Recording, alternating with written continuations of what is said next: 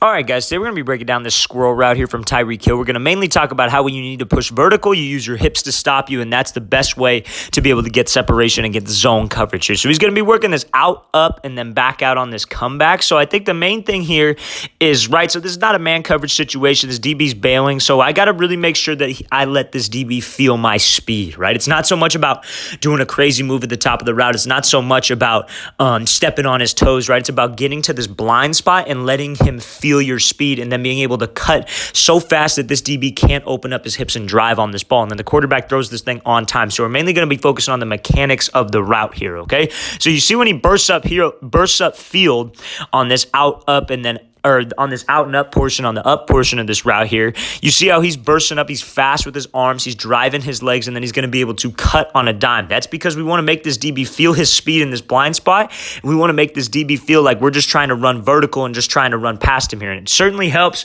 when you're a very fast receiver, but this is something that even a slow receiver can do, especially when you're against zone coverage and we get in this blind spot where the DB can't see us, and then we're able to just drop on a dime. And you see how violent he is here. And it's not so much about going off the correct step at the top of the break.